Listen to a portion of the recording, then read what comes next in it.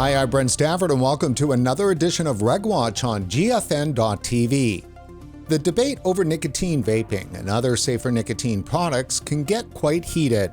One side believes these products are addicting a new generation of youth to tobacco, and the other is convinced that these products save lives by allowing adults to kick the deadly habit of smoking.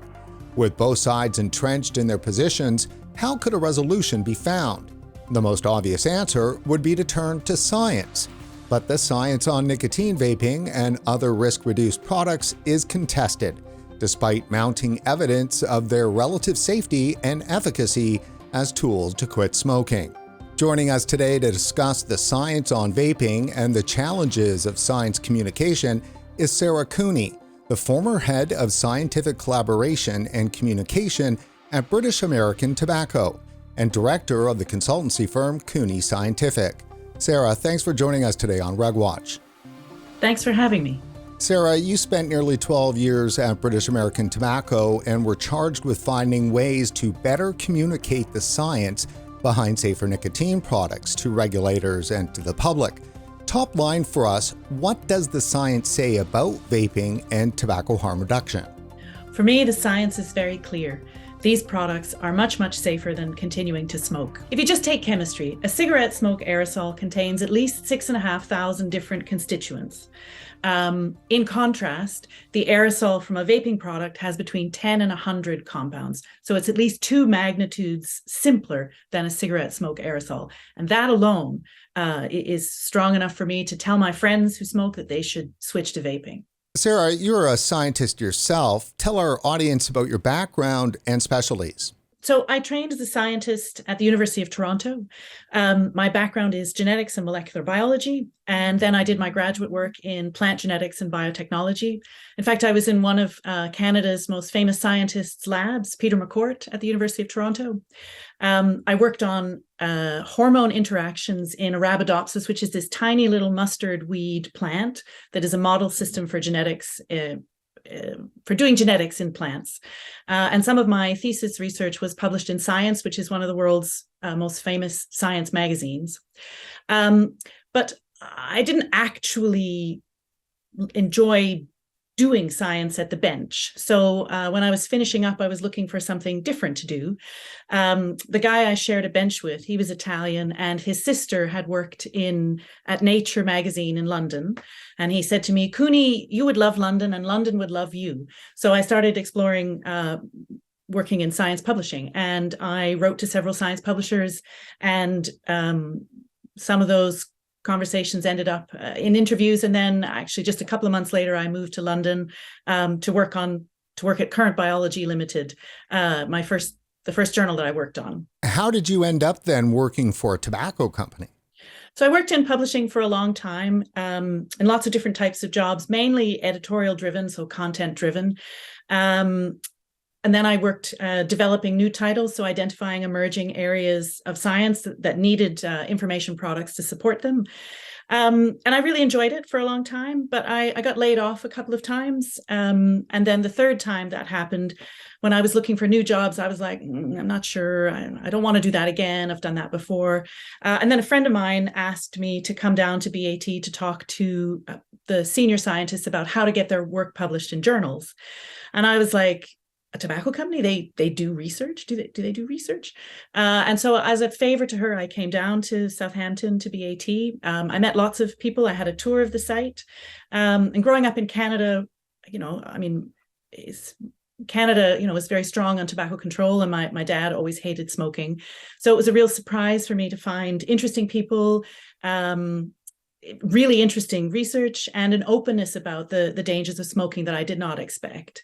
So then a few months later, they actually had a job opening. They were looking for someone to help improve the impact of what they were publishing. So I thought, well, I was looking for a change, and I thought I had nothing to lose. So I applied and I got the job, and I figured if it didn't work out, I'd just go back to publishing. So that story didn't necessarily jive with reality then? No, it was very different than what I expected, really very different. So that first visit challenged a lot of my perceptions about what the tobacco industry was trying to do and how it was trying to change. And I do think that it is, the whole industry, all the major tobacco companies, they're in the midst of this massive technology-led transformation, trying to move their consumers away from the most dangerous way to consume nicotine, the cigarette, to a wide variety of alternative, less risky nicotine products. And that was very exciting because also, there aren't many industries that are changing at the rate that the tobacco industry is changing. So that also made it quite interesting. And also trying to communicate, it's much more interesting to work on a challenging communication problem than a simplistic one. So there were lots of reasons that suddenly I thought, well, actually, this is genuinely interesting. And I remember the first 6 months I worked at BAT R&D almost every day or every other day. I said, really? And there were things that I didn't know. I mean, even as a well-trained scientist, I didn't realize that nicotine didn't cause cancer. I took working in a tobacco company to realize that nicotine's not the problem, that it's the smoke and the tar that are the problem. But I was quite shocked that I didn't realize that. And I think that's because the sort of level of general knowledge about tobacco and nicotine in the general public is very, very low. It's also a taboo subject. People don't really talk about it. Certainly, 13 years ago when I first went there, it really was a taboo subject.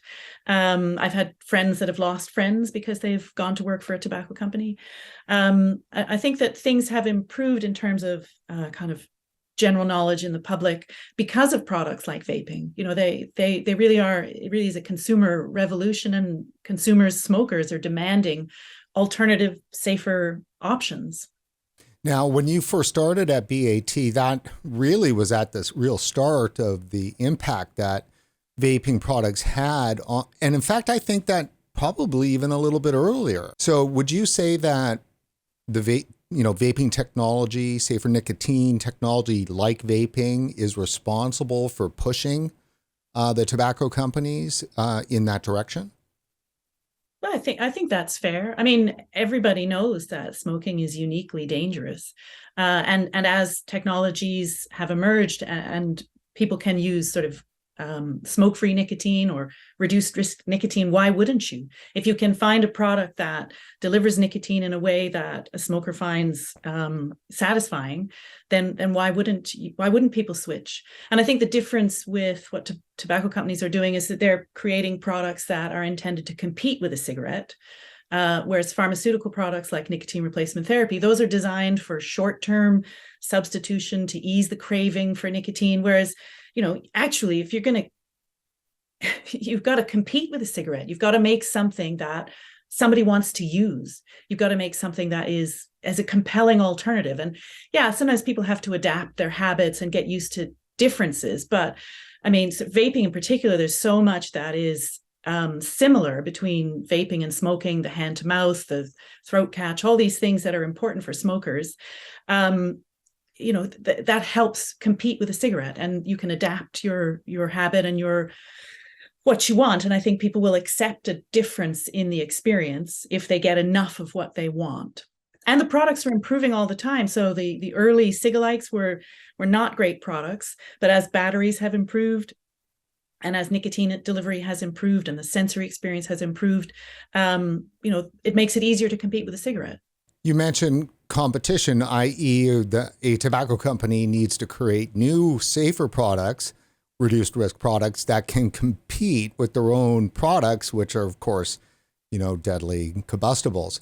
So that being said, is there also then not a philosophy that singles it out when it comes to, say, nicotine replacement therapy? As you said, nicotine replacement therapy is short term, whereas vaping technology, you can live your whole life consuming that. So you're not quitting nicotine, you're just quitting smoking.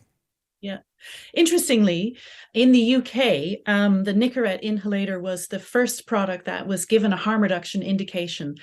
So I think it's 2010 or 2011. The UK Medicines Agency said that you can use Nicorette inhalator forever. So not just short-term substitution, but recognizing that harm reduction, any cigarette that you don't smoke, it's fine to keep using the Nicorette inhalator if that helps keep you off smoking. So that was the first time an NRT product was given this sort of additional harm reduction indication. And the UK is ahead in terms of thinking about tobacco harm reduction.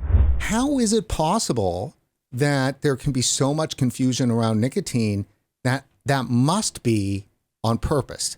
It is very strange because the nicotine in nicotine replacement therapy is exactly the same nicotine that you find in tobacco. So I don't really understand why people have trouble separating the two. I think maybe some of the tobacco control initiatives tied nicotine and tobacco in the cigarette in the plant really, really closely together. So it's very hard then to change that. But I think it's an education thing. And I think that I'm not sure who has the responsibility to do the educating. And I do think that there is a piece of education that needs to be done to help people understand that the nicotine in NRT is identical to the nicotine in tobacco products. You purify nicotine from the tobacco plant most of the time. I know there's synthetic nicotine as well, but most of the time you're getting it purified from the tobacco plant. So it is very, very weird that people don't understand the difference. They don't understand.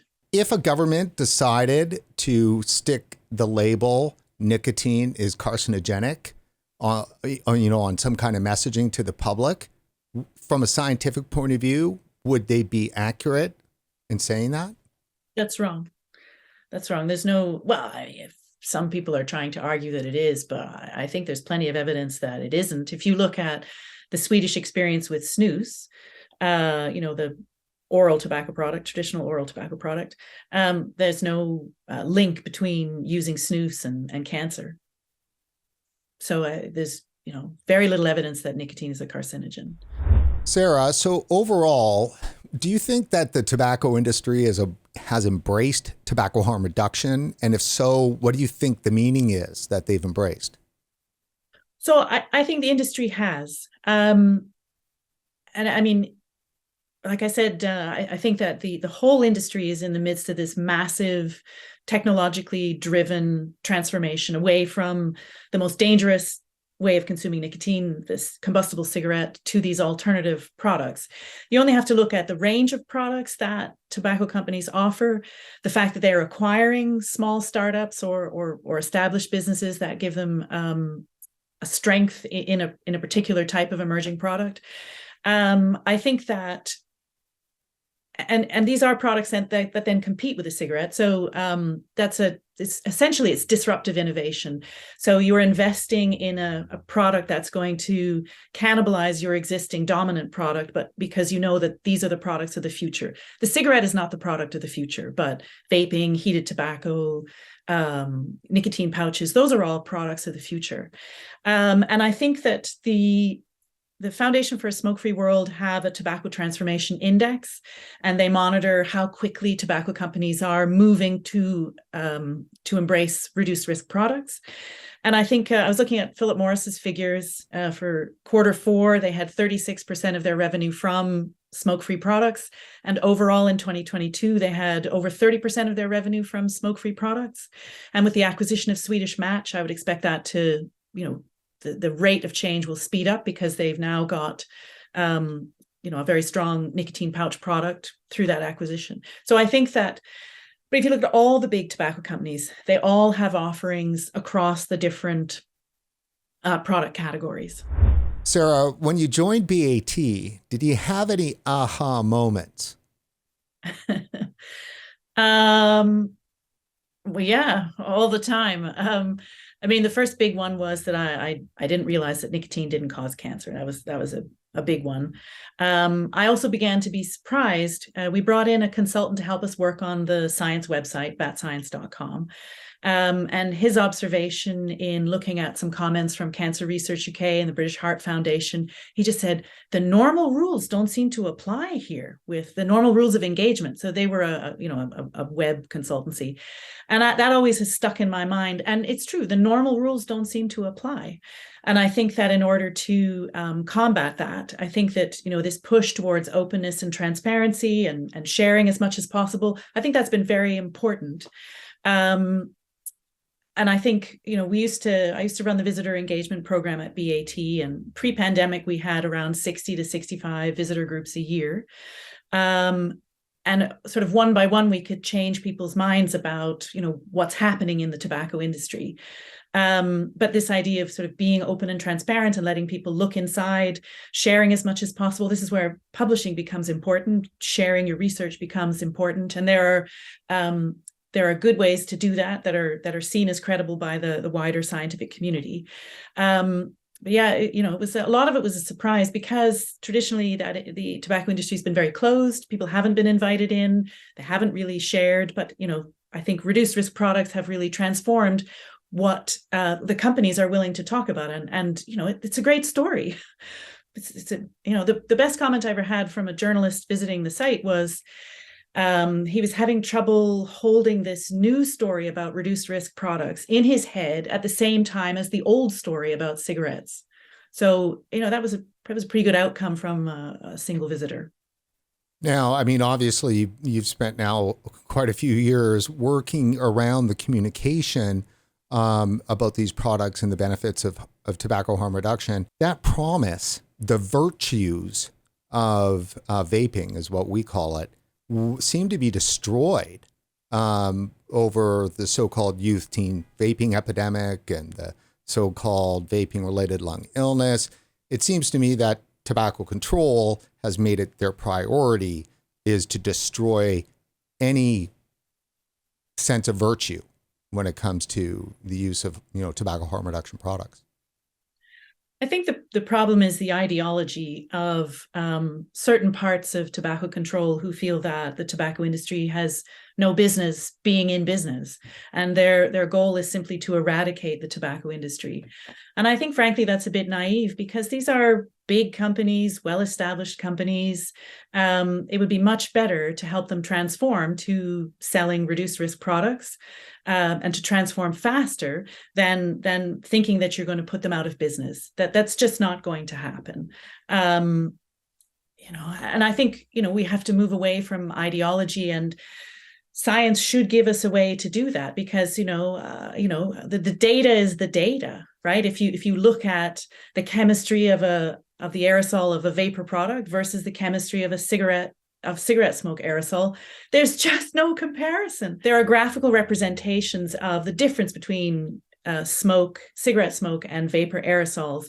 And just visually, like a gas chromatogram chase shows, lots and lots of peaks for a cigarette smoke aerosol. And then there's for vapor, there's so little in there in comparison. And if you show that to a smoker, I mean, you can't help but think, God, I'd rather be putting that into my lung than that. So the data is the data, but I don't think you can dispute the chemistry or the toxicological information about vapor products. And I think where things have moved on to this, like you said, this question around youth initiation and gateway. And I think that it's just too soon to sort of demonstrate that those things aren't true. For most people that I know who have quit smoking with vaping has been the exit door from smoking. It's not a gateway to cigarettes. It's an exit door. And that's true also of nicotine pouches. So there's evidence coming out that smokers that try nicotine pouches, it's the same thing. They just are finding an exit out. Sarah, so then are risk-reduced products shown safe? I think they're vastly safer than continuing to smoke cigarettes. And Public Health England in the UK has said for a long time that they feel that there's a small residual risk, around 5% or less, of the risks of continuing to smoke. And other bodies around the world are starting to say the same sorts of things. I mean, Canada introduced the Tobacco and Vaping Act to update the Tobacco Act that differentiated the risks between cigarette smoking and vaping. But I know that things have got a bit messy in Canada, so it's maybe not a good talking point. It's very messy in Canada, and there really isn't a lot of differentiation when you look at it. They're both hazards. So, Sarah, what's your impression around the debate around risk-reduced products? I think when you have two entrenched positions that you need to find ways to bring people together to be able to have civil conversations and civil debate. And I think that kind of neutral third party spaces are really, really important in these sorts of scenarios. So at the beginning, when the Center for Tobacco Products in the US first took on regulation of tobacco products, they ran a series of workshops. And I remember the chief science officer for BAT coming back and saying that the people that he'd met, that they would never in a million years have gone into a room with him. But because the event had been convened by the FDA, that was sort of seen as a neutral space that the industry, the regulated industry, could come, and some of the public health people could come. So these sort of neutral third-party spaces are very important. There are organizations that are working on method development, standardized methods, that again, their workshops will attract the industry, the regulator, scientists, public health. Like the Institute for In Vitro Sciences in Maryland works on this area, and their workshops are very good. But standardized method development is quite a slow process, so it can take years. It's not something that, you know, a single workshop fixes everything. But I mean, you need to find a way to bring people together to have a civil conversation, and censorship doesn't work. I think it's really sad that the debate around harm reduction is the way it is. I've seen these. I'm a never smoker myself, but I have seen these products transform people's lives. And, you know, I have an anecdote about a friend of mine's. So a friend of mine at school, her 75-year-old mother, who was a 50-year veteran of smoking, she was never going to quit. But I gave my friend a vapor product, and I said, you know, try this with your mother. And so she said to her mother, please don't vape in front of your granddaughter. If you're babysitting, please use this instead. And so the woman looked at it suspiciously, and but gradually she agreed to do that, and gradually she vaped more and smoked less. And my friend was paying for anything to do with vaping. So at 75, she was never going to quit for her health, but she might quit to save some money, but she never intended to quit. So, but over 18 months, an 18-month period, she went from being a heavy smoker to being an exclusive vapor, just because someone gave her a product that was sort of good enough in comparison to a cigarette. You know, she was an accidental quitter. And I think that no one in the family could believe that she had quit. So I think these products can transform lives, and not just the smoker, but the people around them that hate the smoking. So, you know, I think it's a real, you know, it's a tragedy that that the debate has become so entrenched and polarized. There has to be a way to bring people together to talk in a civil way and to find ways forward. Sarah, I loathe the phrase settled science, as science is always, or at least should be, open to challenge and debate. Is that not correct? I think certain things are more settled than other things. And I think that in order for science to advance, you have to accept that certain things that have been accepted for, you know, decades may actually be wrong if new data comes to light. But I think some things are hard to argue with. So if you're doing like for the chemistry of an aerosol of cigarette smoke versus vapor products, if you've got good standardized methods, if you've got a competent lab doing the research, I think the chemistry of vapor should be pretty settled. But I think that the research on PBI, so perception, behavior, intention to use, that's more of that's an evolving area. It's newer, and it's more social science than physical science. So I think that there can be more debate in that. And I think also sometimes people can kind of twist data to tell a story that they want, that maybe the data isn't actually saying. That I mean, there have been times where you read the conclusion of a paper and then you go and look at the data and you think, well, actually that doesn't actually support the conclusion. So I think that there's sometimes people are looking for they've got a story and then they're looking for data to fit in the story. And I think that's wrong. And journals should catch that. The peer review process should be robust enough to catch that, but it doesn't always happen. Peer review is not a perfect process, that's for sure. Now, many people actually believe that the peer review process is broken. Well, the science publishing industry is also changing, and it's struggling with volume. So Many journals are receiving 25% more submissions this year than last year. So with a 25% increase in submissions every year, how do you cope with that? So you see journals doing more reject without review, because that reduces the burden on the peer review community.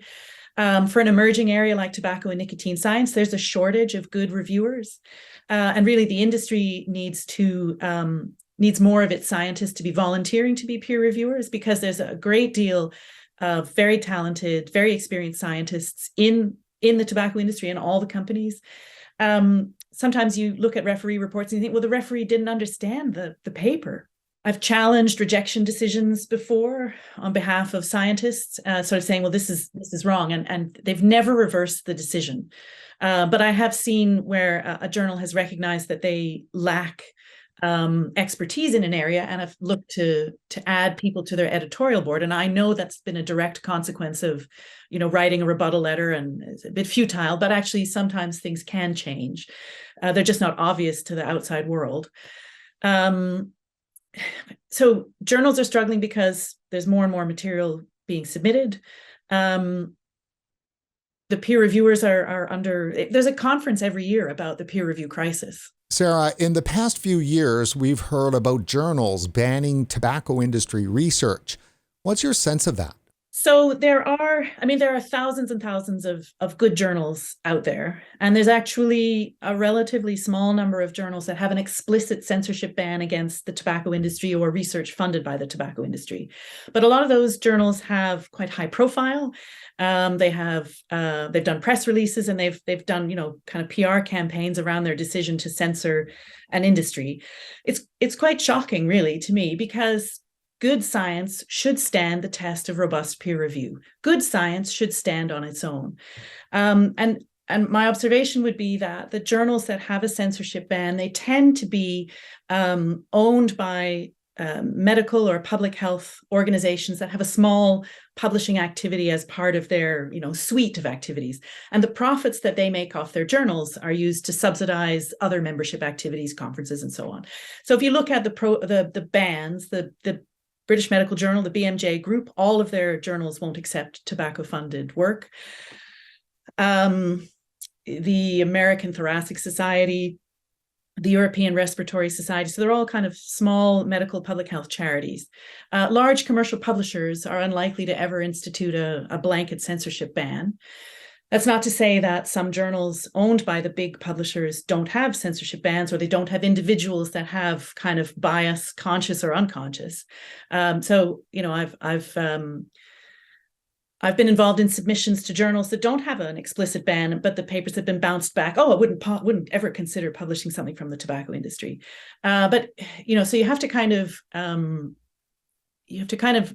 almost, it sounds a bit cheesy, but you've kind of got to navigate the landscape of journals, because there are tens of thousands of journals, good ones, bad ones. We're starting to see, so open access publishing is a relatively new movement where, rather than libraries buying subscriptions, authors pay a fee to make their paper available. But that has meant that the barrier to entry for anyone wanting to be a publisher has become very low. So anybody with a computer can become a publisher. And you get some publishers are called predatory publishers, and they're just interested in taking the author fee. They don't do any quality control. They don't do proper peer review. And so you can damage the credibility of your science if you are publishing in predatory journals. So you have to be careful to avoid the predatory journals. You need to find good journals that don't have, there's plenty of journals that don't have censorship bans, but you have to find ways to sort of build relationships with them and try and make your research come across well. So I think there are things that you can do to improve the quality of your papers. And so that's something that I do now, is try and help with that, to try and make the papers as high quality as possible, give journals fewer reasons to bounce it back. Sarah, I know you're a supporter of the Global Forum on Nicotine and its annual conference on safer nicotine products and tobacco harm reduction. GFN is coming up again this June, from June 21st to the 24th. In 2021, you served on the GFN broadcast commentary team, and this year for GFN 23, you'll be delivering a keynote on the politics of scientific publishing. Sarah, let me ask you, why is an event like GFN important? I think GFN is really important because it brings together scientists, policymakers, but also the consumers, and a consumer voice. And you don't get many conferences that do that. And I remember chasing after a leading tobacco control scientist who spoke at GFN maybe in 2018, 2019. And I asked him what he thought of the conference, and he said to me that it had been very interesting. He'd given a keynote himself. It had been very interesting, and he had never heard a consumer before. And so this was the big thing for him, how important these products were to consumers. And I think that, it's been growing year on year, and I think it attracts a really good audience, and it always has a good program. And I really loved being part of that commentary team. It was great fun. And I'm really looking forward to giving a keynote. That's very exciting. Well, and I'll definitely see you there this year. Final question, Sarah. Is it easier now to make the argument for risk-reduced products with so many millions of people now using these products? I think so, yes. Yes. And also there's a lot more science been done on these products that has been published. So a lot of the big tobacco companies have actually published hundreds of manuscripts in a wide variety of journals. And for me, manuscripts in peer-reviewed journals are like the currency of scientific credibility. So even though there are some issues there, the fact that all that data is out there in the public domain should make it easier to make these arguments.